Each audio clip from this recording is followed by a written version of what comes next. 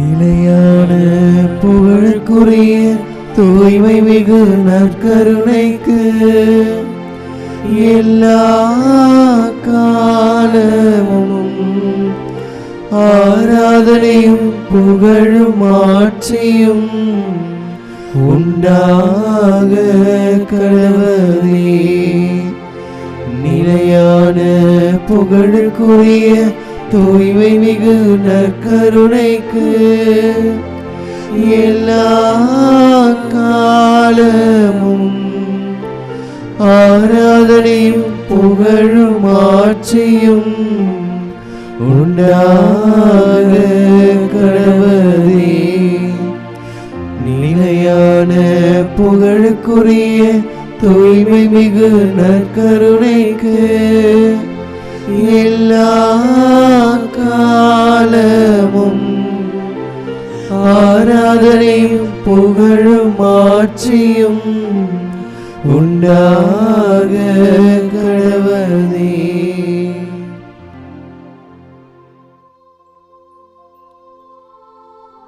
வாழ்வு தரும் உணவு நானே என்றவர் நம் மத்தியில் பிரசன்னமாக இருக்கிறார். என்னை உண்போர் என்றும் வாழ்வார் என்று சொல்லி நமக்கு உறுதியளிக்கின்றார்.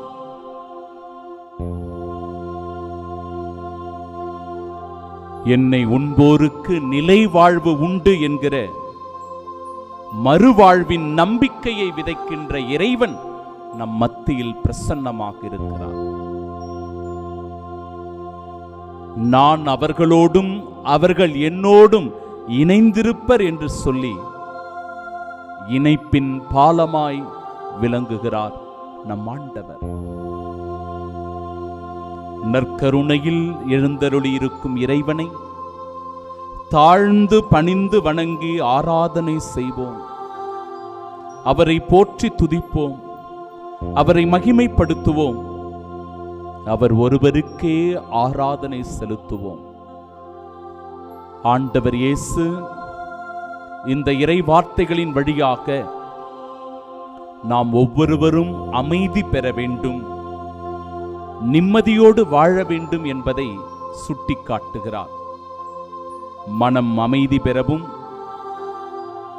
நிம்மதி அடையவும் வரம் வேண்டி இந்த தெய்வீக ஆராதனையில் நம்மை ஒப்பு கொடுத்து செபிப்போம்.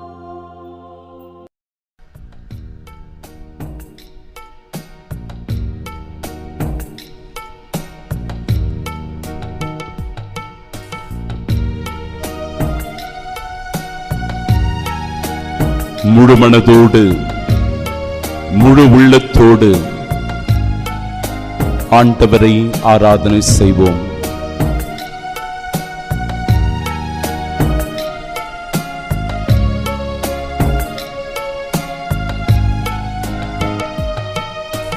வாழ்த்துகின்றோம், வணங்குகின்றோம், நற்கருணை நாதரை ஆராதிக்கின்றோம். வாழ்த்துகின்றோம், வணங்குகின்றோம், நற்கருணை நாதரை ஆராதிக்கின்றோம். விடுதலை தருகின்ற தெய்வம், நம்மை குணப்படுத்துகின்ற இறைவன், நம்மை அனுதினமும் கண்ணின் மணி போல காத்து வருகின்ற தெய்வம், நம்மை கண்ணார கண்டு ஒவ்வொரு நாளும் நம்மை பின்தொடர்கின்ற இறைவனை முழு மனதோடு ஆராதனை செய்து துதித்து போற்றுவோம்.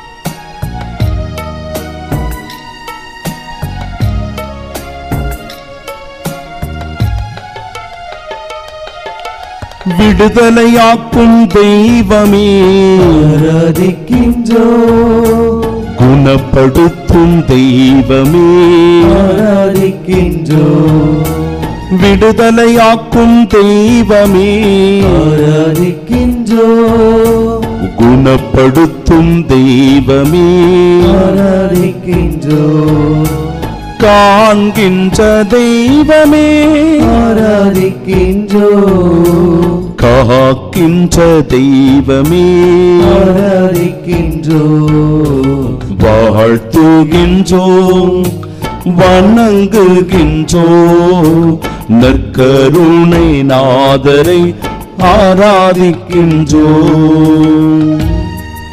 நம் விண்ணப்பத்தை கேட்கின்ற தெய்வம், நம் கண்ணீரை காண்கின்ற இறைவன், நம்முடைய நோய்கள் வியாதிகளை எல்லாம் குணப்படுத்துகின்ற ஆராதனைக்குரிய தெய்வம், சாத்தானை அலகையை விரட்டி அடிக்கின்ற வல்லமை உள்ள தெய்வத்தை ஆராதனை செய்வோம், துதித்து மகிமைப்படுத்துவோம்.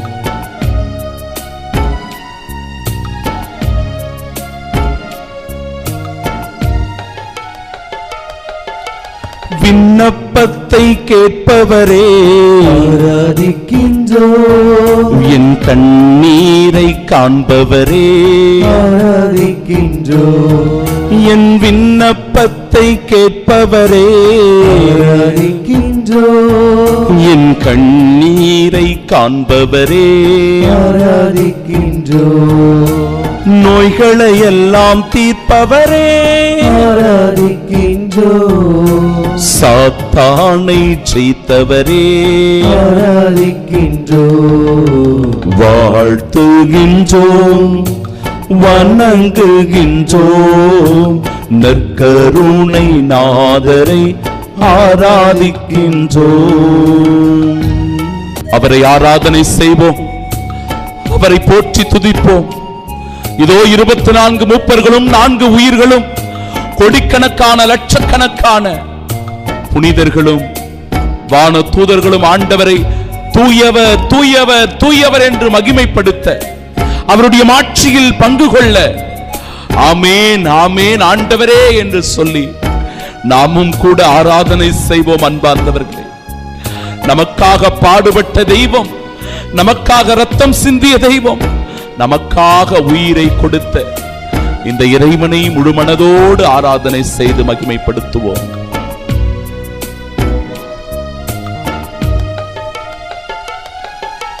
பாவம் எல்லாம் சுமந்தவரே ஆராதிக்கின்றோம் சாந்தமான செம்மறியே ஆராதிக்கின்றோம் என் பாவம் எல்லாம் சுமந்தவரே ஆராதிக்கின்றோம் சாந்தமான செம்மறியே ஆராதிக்கின்றோம் எங்களுக்காக மரித்தவரே ஆராதிக்கின்றோம் உயிர்த்த இயேசு ராஜாவே ஆராதிக்கின்றோம் வாழ்த்துகின்றோம் வணங்குகின்றோம் நற்கருணை நாதரை ஆராதிக்கின்றோம்.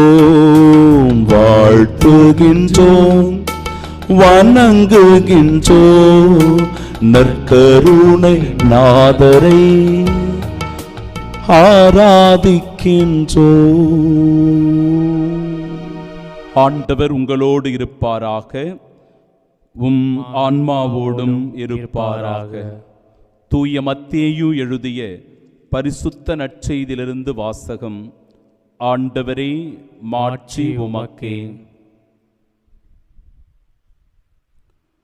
அதிகாரம் 5, இறை வார்த்தைகள் 21 முதல் 26 முடிய. கொலை செய்யாதே, கொலை செய்கிறவர் எவரும் தண்டனை தீர்ப்புக்கு ஆளாவர் என்று முற்காலத்தவருக்கு கூறப்பட்டிருப்பதை கேள்விப்பட்டிருக்கிறீர்கள். ஆனால் நான் உங்களுக்கு சொல்லுகிறேன், தம் சகோதரர்களிடம் சகோதரிகளிடம் சினம் கொள்கிறவர் தண்டனை தீர்ப்புக்கு ஆளாவர். தம் சகோதரரையோ சகோதரியையோ முட்டாளே என்பவர் தலைமைச் சங்க தீர்ப்புக்கு ஆளாவார். அறிவிலியே என்பவர் எரி நரகத்திற்கு ஆளாவார். ஆகையால் நீங்கள் உங்கள் காணிக்கையை பலிப்பீடத்தில் செலுத்த வரும்பொழுது உங்கள் சகோதர சகோதரிகள் எவருக்கும் உங்கள் மேல் ஏதோ மனத்தாங்கள் உண்டென அங்கே நினைவுற்றால், அங்கேயே பலிப்பீடத்தின் முன் உங்கள் காணிக்கையை வைத்துவிட்டு போய் முதலில் அவரிடம் நல்லுறவு ஏற்படுத்திக் கொள்ளுங்கள். பின்பு வந்து உங்கள் காணிக்கையை செலுத்துங்கள். உங்கள் எதிரி உங்களை நீதிமன்றத்திற்கு கூட்டிச் செல்லும் போது வழியிலேயே அவருடன் விரைவாக உடன்பாடு செய்து கொள்ளுங்கள்.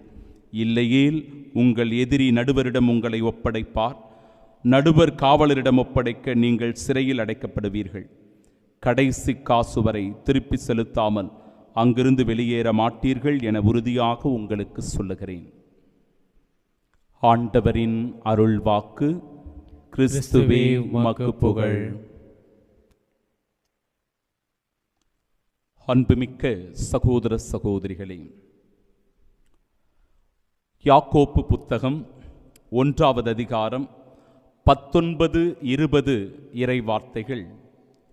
கேட்பதில் வேகமும் பேசுவதில் சினம் கொள்வதிலும் தாமதமும் காட்ட வேண்டும். ஏனென்றால் மனிதரின் சினம் கடவுளுடைய செயல்கள் நிறைவேற தடையாக இருக்கின்றன என்று சொல்லுகிறது. மத்தேயு நற்செய்தி 2வது அதிகாரம் 16வது இறை வார்த்தையிலும், 1 அரசர்கள் புத்தகம் 21வது அதிகாரம் 4வது இறை வார்த்தையிலும் இந்த சினம் கொள்ளுவது எவ்வளவு மோசமான விளைவை கொடுக்கிறது என்பதை எடுத்துச் சொல்லுகிறது. கோபம் வராத மனிதர்கள் இல்லை. எல்லோருக்கும் கோபம் வரும். உணர்ச்சி வசப்படுவோம். உணர்ச்சி வசப்பட்டு வார்த்தைகளை கொட்டுவோம், திட்டி தீர்த்துருவோம். கோபத்தினுடைய உச்சத்தில் பிறரை அடித்து விடுவோம், பிறரை தவறாக தண்டித்து விடுவோம். பிரியமானவர்களே, இந்த கோபம் என்கிற உணர்வு நிலை பிறரை காயப்படுத்துகிறது, மனநோகம் செய்கிறது, புண்படுத்துகிறது, வேதனைப்படுத்துகிறது. எனவே இந்த கோப உணர்ச்சிகளை நாம் கட்டுப்படுத்த வேண்டும். அவற்றில் சமநிலையில் வைத்துக் கொள்ள வேண்டும். கோபம் கொள்ளும்போது நம்முடைய முகமே விகாரமாக மாறிவிடும். அந்த கோபத்தினுடைய உச்சம் நம்முடைய கண்கள் எல்லாம் அப்படியே வெளியே வந்துடும். நம்முடைய உதடுகள் எல்லாம் துடிக்க ஆரம்பித்துவிடும். நம்முடைய நெற்றி சுருங்கிவிடும். கன்னத்தில் குழி விழுந்துவிடும். நம்முடைய முகமே அகோரமாக இருக்கும். எனவே இந்த கோபம் என்கிற குணத்தை நாம் கட்டுக்குள் கொண்டு வர வேண்டும். கட்டுப்படுத்துவது என்பது ஏதோ இழுத்து பிடிச்சுக்கிறது இல்லை. கோபத்தை உணருகின்ற நிலைதான். உணர்வது, யார் மீது நாம் கோபப்படுகிறோம், எதற்காக நாம் கோபப்படுகிறோம், ஏன் இந்த கோபம் நியாயமானதா நியாயமற்றதா சிந்திக்க வேண்டும். அப்படி சிந்திக்கும் போது அந்த கோப நிலையிலிருந்து கொஞ்சம் கொஞ்சமாக நாம் விலகி வர முடியும். யார் மீது கோபப்படுகிறோம்? நிச்சயமா நமக்கு நெருக்கமானவர்கள் மீது தான் கோபப்படுவோம். நம்ம மனைவி, கணவன், பிள்ளைகள், பெற்றோர்கள், உடன் பிறந்தவர்கள், நண்பர்கள், உடன் பணியாளர்கள், இவர்கள் மீது தான் கோபப்படுவோம். இவங்கெல்லாம் நம்மளோட நெருங்கி வாழறவங்க. ஆனால் இவங்க மேலேயே நம்ம கோபப்படுவோம். எதற்காக கோபப்படுவோம்? சரி, நம்ம நினைச்சபடி நடக்காது, அவங்க விருப்பம் போல செயல்படுவாங்க, நமக்கு எரிச்சல் மூட்டுற மாதிரி அவங்க நடந்து கொள்வாங்க. இதனால அந்த கோபம் உச்சத்திற்கு வரும். இதனால் பாதிக்கப்பட போவது நாம் தான், அன்பிற்குரியவர்கள். இந்த கோபத்தினுடைய உச்சம் அதிகரிக்க அதிகரிக்க நம்முடைய இதய துடிப்பு வேகமாக துடிக்க ஆரம்பிக்கிறது. இதனால் நம்முடைய உடல்நிலை கேடு விளைவிக்கப்படுகிறது. நம்முடைய உடலுக்கு அது ஆபத்தாக மாறிவிடுகிறது. எனவே மிகுந்த கவனம் செலுத்த வேண்டும். நல்ல ஒரு உதாரணத்தை உங்களுக்கு கொடுக்க வேண்டும் என்றால், தொடக்க நூல் புத்தகம் 4வது அதிகாரம் 1 முதல் 16 வரை உள்ள இறைவார்த்தைகள். இந்த இறைவார்த்தைகளை தியானித்தால் கோபம் எவ்வளவு மோசமானது, அது என்ன விளைவுகளை ஏற்படுத்துகிறது, அதனால் என்ன பாதிப்புகள் இருக்கிறது என்பதை புரிந்து கொள்ள முடியும். காயன் என்பவன் கடும் சினம் உறுகிறான். யார் மீது? தன்னுடைய சகோதரன் ஆபேலின் மீது. அப்பொழுது அவனுடைய முகம் வாடியது. ஆண்டவர் அவனை பார்த்து கேட்கிறார். 4வது அதிகாரம் 5வது இறை வார்த்தையில, காயன், நீ ஏன் சினமுற்றிருக்கிறாய்? உன் முகம் ஏன் வாடி இருக்கிறது? நீ ஏன் இப்படி வருத்தத்தோடு இருக்கிறாய் என்று ஆண்டவர் அவனை பார்த்து கேட்கிறார். 6வது இறை வார்த்தையில் அவன் ஒன்றுமே தெரியாதது போல நடந்ததை மூடி மறைத்துவிட்டு நல்லவனைப் போல நடிக்கிறான். ஆனால் ஆண்டவர் அவனுடைய குற்றத்தை, அவனுடைய பாவத்தை, அவனுடைய செயலை அறிந்தவராக இருக்கிறார். அதனால்தான் இந்த வார்த்தை பயன்படுத்தப்படுகிறது. பாவம் உன் வாயில் படுத்திருக்கிறது, நீ அதை அடக்கி ஆள வேண்டும். நீ அதை அடக்கி ஆள வேண்டும். ஆனால் அவன் அடக்கி ஆளாததனால் என்ன செய்தான்? தன்னுடைய சகோதரன் ஆபேலின் மீது பாய்ந்து அவனை கொன்றான். கோபம் உச்சத்திற்கு செல்ல, அந்த கோபம் உணர்ச்சி வசப்பட்டு, அந்த உணர்ச்சியினால் தன் சகோதரன் என்றும் பார்க்காமல் சகோதரனையே கொலை செய்து விடுகிற நிலைக்கு காயன் தள்ளப்படுகிறான். கோபத்தினுடைய நிலை கூட இதுதான் அன்பு சகோதர சகோதரிகளே. நாம் கோபப்படும் போது பிறரை காயப்படுத்துகிறோம், புண்படுத்துகிறோம், நமக்கு நாமே பிரச்சனைகளை ஏற்படுத்திக் கொள்ளுகிறோம். விளைவுகள் மிக மிக மோசமானது. எனவே மிகுந்த கவனத்தோடு கையாள வேண்டும். அப்படி உணர்ச்சி வசப்படுகிற தருணங்களில் எல்லாம் ஆண்டவருடைய அருள் உதவியை வேண்டுவோம், ஆண்டவருடைய தயையை வேண்டுவோம். ஆண்டவரே, என் உள்ளத்திற்கு அமைதியை தாங்க, என் மனதிற்கு நிம்மதியை தாங்க, என் குடும்பத்தில் சமாதானத்தை கொடுங்க அப்படின்னு சொல்லி நம் ஆண்டவரிடத்தில் ஒரு பாடலின் வழியாக உருக்கத்தோடு மன்றாடி வேண்டி ஜெபிப்போம்.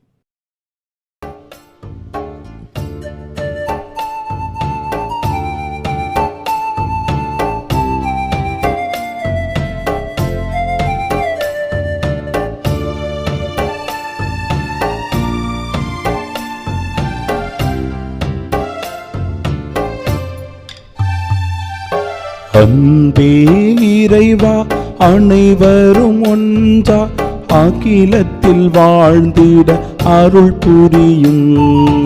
அன்பே இறைவா, அனைவரும் ஒன்றாய் அகிலத்தில் வாழ்ந்திட அருள் புரியும்.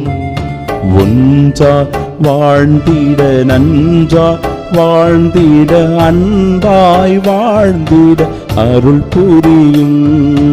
ஒன்றாய் வாழ்ந்திட, நன்றாய் வாழ்ந்திட, அன்பாய் வாழ்ந்திட அருள் புரியும். அன்பே இறைவா, அனைவரும் ஒன்றா அகிலத்தில் வாழ்ந்திட அருள் புரியும்.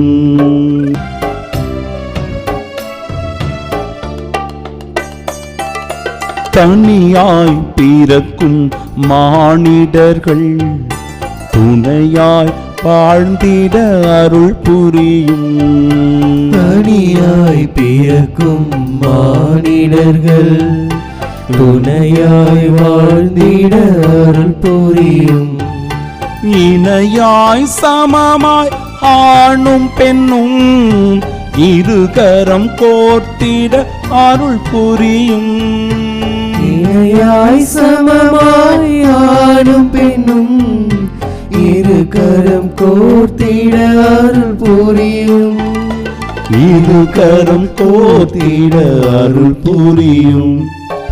ஒன்றாய் வாழ்ந்திட, நன்றாய் வாழ்ந்திட, அன்பாய் வாழ்ந்திட அருள் புரியும். ஒன்றாய் வாழ்ந்திட, நன்றாய் வாழ்ந்திட, அன்பாய் வாழ்ந்திட அருள் புரியும்.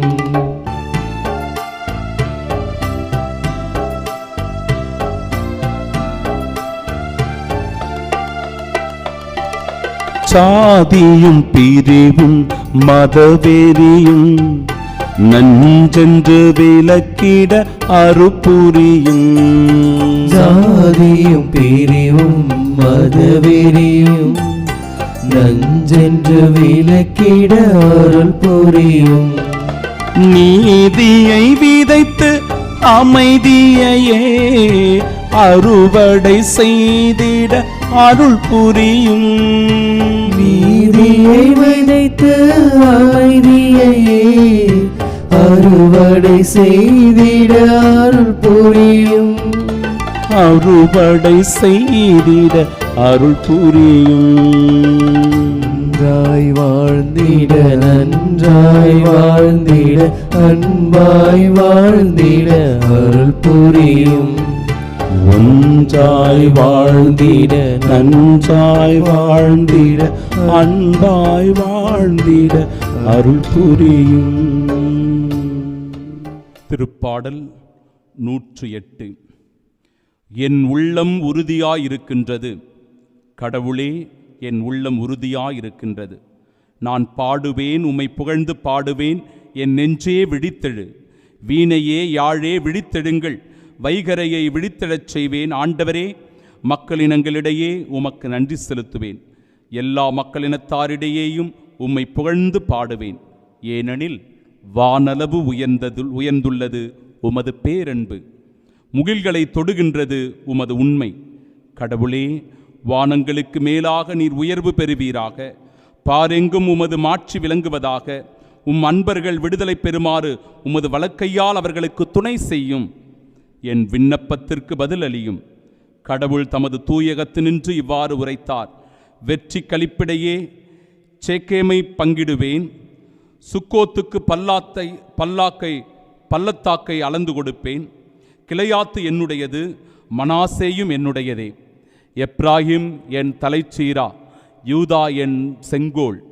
மோவாபு எனது பாதம் கழுவும் பாத்திரம், ஏதோமின் மீது எனது மிதியடியை எறிவேன். பெலிஸ்தியாவை கொன்று வென்று ஆர்ப்பரிப்பேன். அரண்சூழ் நகரினுள் என்னை இட்டுச் செல்பவர் யார்? ஏதோம் வரை என்னை கூட்டிச் செல்பவர் யார்? கடவுளே, நீர் எங்களை கைவிட்டு விட்டீரென்றோ? கடவுளே, நீர் எங்கள் படைகளோடு புறப்படவில்லை என்றோ? எதிரியை மேற்கொள்ள எங்களுக்கு உதவும். மனிதர் தரும் உதவியோ வீண். கடவுளின் துணையால் வீரத்துடன் போரிடுவோம், அவரே நம் எதிரிகளை மிதித்து விடுவார். மனிதர்களாகிய நாம் இந்த கோபம் என்கிற பலவீனத்தை வெற்றி கொள்ள முடியாது. இந்த கோபம் என்கிற இந்த பலவீனத்திலிருந்து வெளியேறிவிட முடியாது. இது அவ்வளவு எளிமையான காரியம் அல்ல. ஆனால் ஆண்டவருடைய அருள் உதவியால், அவருடைய துணையால், அவருடைய ஆற்றலால், அவருடைய வல்லமையினால், தூய ஆவியினுடைய வழிநடத்துதலால் இப்பேற்பட்ட கோப உணர்ச்சிகளிலிருந்து விடுதலை பெற முடியும். அவற்றை நாம் கட்டுக்குள் கொண்டு வர முடியும்.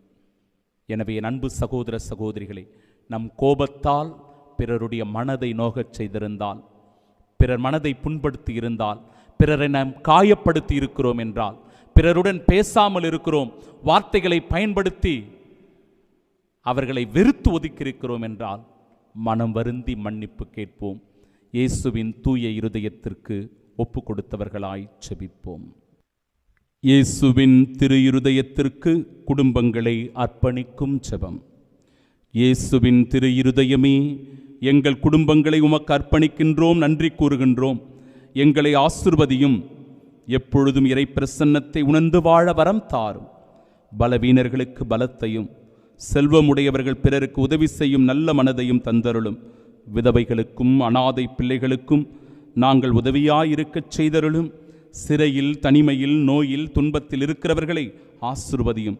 உலகில் உள்ள ஒவ்வொரு குழந்தைகளுக்கும் விசுவாசத்தையும், தெய்வ பயத்தையும், நல்ல ஒழுக்கத்தையும், பணிவையும், அறிவையும் தந்தருளும். மரணத் தருவாயில் இருக்கிறவர்களை நாள்தோறும் சந்தித்தருளும். ஆன்மாக்களை விண்ணகத்தில் சேர்த்தருளும். எங்கள் அனைவருக்கும் அடைக்கலமாகவும் தஞ்சமாகவும் சாகும் தருவாயில் உதவியாகவும் இருந்தருளும். ஆமீன். இயேசுவின் திரு இருதயமே, எங்கள் மேல் இரக்கமாயிரும். இயேசுவின் திரு இருதயமே, எங்கள் மேல் இரக்கமாயிரும். இயேசுவின் திரு இருதயமே, எங்கள் மேல் இரக்கமாயிரும். தாழ்ந்து பணிந்து வணங்கி மாண்புயர் கீதம் பாடி ஆண்டவருடைய இறை ஆசீரை பெற்றுக்கொள்ள ஜெபிப்போம்.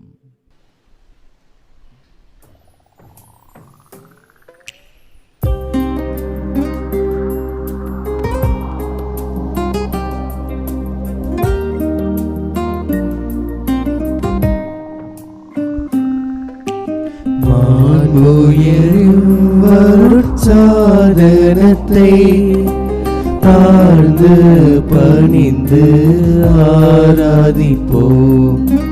பழைய நியம முறைகள் அனைத்தும் இனி மறைந்து முடிவு பெருக. புதிய நியம முறைகள் வருக. புலன்களாலே மனிதன் இதனை அறிய இயலாம். குறையை நீக்க விசுவாசத்தின் உதவி பெருக. பிதாவர்க்கும் சுதனவர்க்கும் புகழ்ச்சியோடு வெற்றியார்ப்பும் மீட்பின் பெருமை மகிமையோடு வலிமை வாழ்த்து யாகுமாக. இருவரிடமாய் வருகின்றவராம் தூய ஆவி ஆனவர்க்கும் அளவில்லாத சம புகழ்ச்சி என்றுமே உண்டாக. ஆமென்.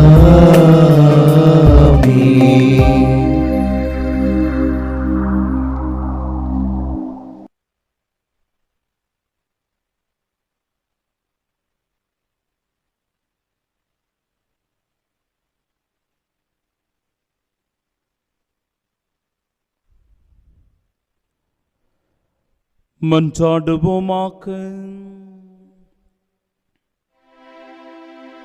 இறைவா, இந்த வியப்புக்குரிய திருவருட்சாதனத்திலே உம்முடைய திருப்பாடுகளின் நினைவை எங்களுக்கு விட்டுச் சென்றீர். உமது திருவுடல் திரு ரத்தம் இவற்றின் மறைபொருளை வணங்கும் நாங்கள் உம்முடைய மீட்பின் பலனை இடைவிடாமல் அனுபவிக்க அருள் புரிவீராக. என்றென்றும் வாழ்ந்து ஆட்சி செய்கின்ற அவர் வழியாக உம்மை மன்றாடுகின்றோம். ஆமென்.